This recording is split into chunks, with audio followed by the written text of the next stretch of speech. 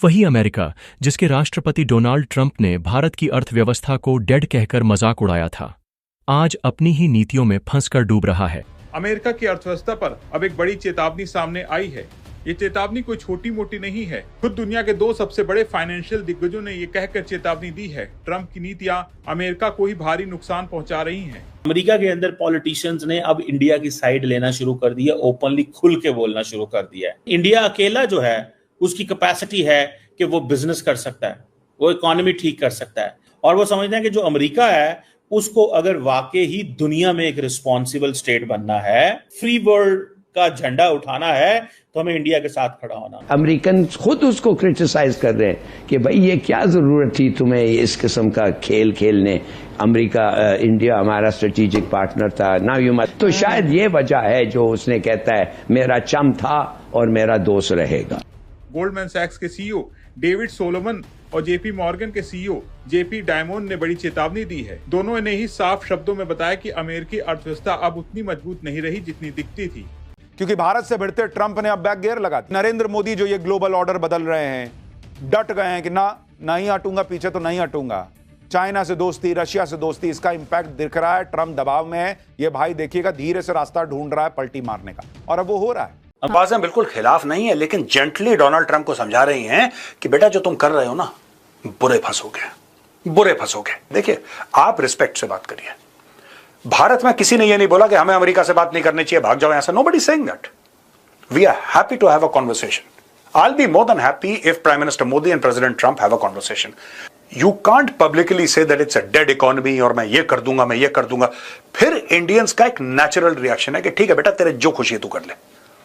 David Solomon के मुताबिक America में नई नौकरियां लगातार कम हो रही हैं। लेबर डिपार्टमेंट ने खुद स्वीकार किया है, पिछले कुछ महीनों में 9 लाख से ज्यादा नौकरियां कम हुई हैं।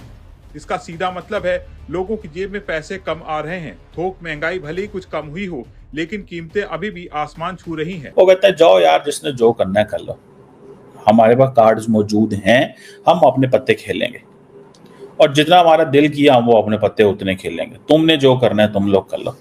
लेकिन इस बीच एक बड़ी और अहम खबर सामने आई।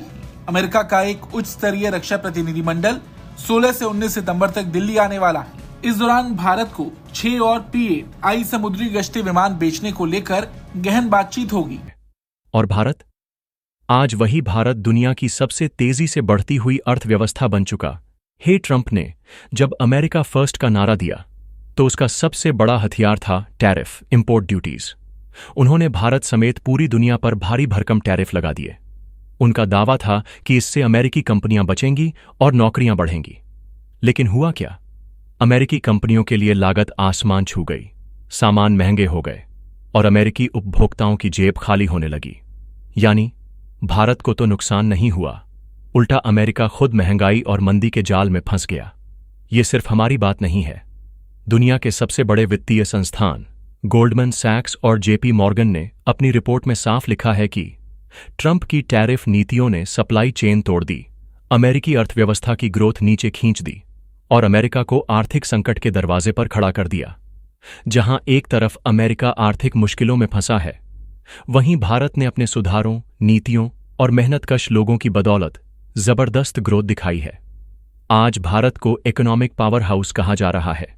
जो ट्रंप कभी भारत को डेड इकोनॉमी कहते थे, वही अब भारत से दोस्ती की दुहाई दे रहे हैं, क्योंकि उन्हें पता है अमेरिका अगर इस संकट से निकलना चाहता है तो भारत जैसे मजबूत और स्थिर साझेदार के बिना ये असंभव है। भारत अब सिर्फ एक बाजार नहीं, बल्कि एक ग्लोबल पावर है जिसे कोई भी नजरअंदाज नहीं कर सकता। दोस्तों, ये सिर्फ अमेरिका की गिरती हुई अर्थव्यवस्था की कहानी नहीं है, बल्कि ये भारत की बढ़ती ताकत और जीत का सबूत है। आपको क्या लगता है?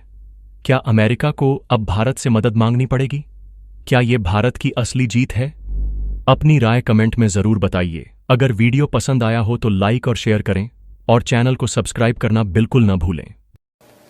They must understand. Trump must understand India is not Pakistan. India is not Pakistan. आप भारत को यह नहीं कह सकते कि तुम यह करो वरना, फिर भारत का रिस्पॉन्स होगा वरना। तुम यह करो वरना तो भारत का रिस्पॉन्स होगा वरना। और कर दे भाई, फिर धमकी किस चीज की दे रहा है? India will not move. Yes, India is willing to accommodate. but your tone has to be respectful. We understand that you are the bigger military power. We understand that you are the bigger economy by many times over. And there is no comparison in the economies of both India and the US. The US is simply too big. But that doesn't mean that you're disrespectful. Right? As I said, India is not Pakistan. ये जो मूल मंत्र है ना, India is not Pakistan, ये समझाना पड़ेगा किसी को जाके ट्रंप को। आप जाके बोलते हैं यहाँ पे दंदनाते फिरते, मैं ये कर दूंगा, ऐसा कर दूंगा। क्या कर लिया? कर क्या लिया? अमेरिकी अर्थव्यवस्था अब उतनी मजबूत नहीं रही जितनी दिखती थी। डेविड सोलोमन के मुताबिक अमेरिका में नई नौकरियां लगातार कम हो रही हैं। लेबर डिपार्टमेंट ने खुद स्वीकार किया है, पिछले कुछ महीनों में 9 लाख से ज्यादा नौकरियां कम हुई हैं। इसका सीधा मतलब है लोगों की जेब में पैसे कम आ रहे हैं। थोक महंगाई भले ही कुछ कम हुई हो, लेकिन कीमतें अभी भी आसमान छू रही हैं। जब लोगों की कमाई कम होती है और खर्च बढ़ जाते हैं तो अर्थव्यवस्था कमजोर होने लगती है। टैरिफ पॉलिसी की वजह से बाजार में डर का माहौल है। जब कंपनियों को पता नहीं होता कि कल क्या होगा तो वो निवेश करने से डरती हैं। इस डर से ग्रोथ रुक जाती है, यानी नौकरी के आंकड़े कमजोर पड़ रहे हैं और इकोनॉमी सॉफ्ट हो रही है। जेपी मॉर्गन के जेमी डायमंड के मुताबिक इकोनॉमी कमजोर हो रही है और लेबर डेटा रिवीजन से यही साफ हुआ है। लेबर डिपार्टमेंट के मुताबिक वर्कर ऑन पेरोल को 9,11,000 का डाउनवर्ड रिवीजन किया जाएगा, यानी औसत मासिक जॉब ग्रोथ पहले से आधी रह जाएगी। ये सब देखकर ट्रंप ने अपना गुस्सा फेडरल रिजर्व पर निकाला है। उन्होंने सार्वजनिक रूप से फेड पर ब्याज दरें तुरंत घटाने का दबाव बनाया है। लेकिन इस बीच एक बड़ी और अहम खबर सामने आई है। अमेरिका का एक उच्च स्तरीय रक्षा प्रतिनिधिमंडल 16 से 19 सितंबर तक दिल्ली आने वाला है। इस दौरान भारत को 6 और P-8I समुद्री गश्ती विमान बेचने को लेकर गहन बातचीत होगी। ये डील लगभग $4 अरब यानी कि करीब 33,000 करोड़ रुपए की मानी जा रही है। हालांकि अंतिम कीमत बातचीत के बाद तय होगी। ये विमान बोइंग कंपनी बनाती है और भारतीय नौसेना पहले से ही 12 P-8I विमानों का संचालन कर रही है। जो डेलीगेशन अमेरिका से भारत आ रहा है उसमें अमेरिका के डिफेंस डिपार्टमेंट, बोइंग, NIPO और डिफेंस सिक्योरिटी कोऑपरेशन एजेंसी के वरिष्ठ अधिकारी शामिल होंगे। अब सवाल ये है कि ये सौदा खास क्यों है? तो आपको बता दें, भारत ने पहले 8 विमान 2009 में $2.2 अरब में खरीदे थे और फिर 2016 में 4 और P-8I विमान जोड़े गए। ये विमान नौसेना की पनडुब्बी रोधी युद्ध क्षमता और समुद्री निगरानी को मजबूत करते हैं। और देखा जाए तो ये डेलीगेशन ऐसे वक्त में भारत आ रहा है जब अमेरिका और भारत के बीच रूसी तेल की खरीद को लेकर तनाव बढ़ा हुआ है। अमेरिका ने भारत पर रूसी तेल और हथियार खरीदने को लेकर नाराजगी जताई है। ट्रंप प्रशासन ने भारतीय वस्तुओं पर अतिरिक्त 25% टैरिफ लगाया, जो कुल मिलाकर 50% हो गया। बावजूद इसके दोनों देशों के बीच संवाद, डिफेंस पॉलिसी ग्रुप की मीटिंग और कई रक्षा कूटनीतिक बातचीत होती जा रही है। तो ऐसे में अमेरिका को उम्मीद है कि भारत के साथ ये सौदा भी डन हो सकता है।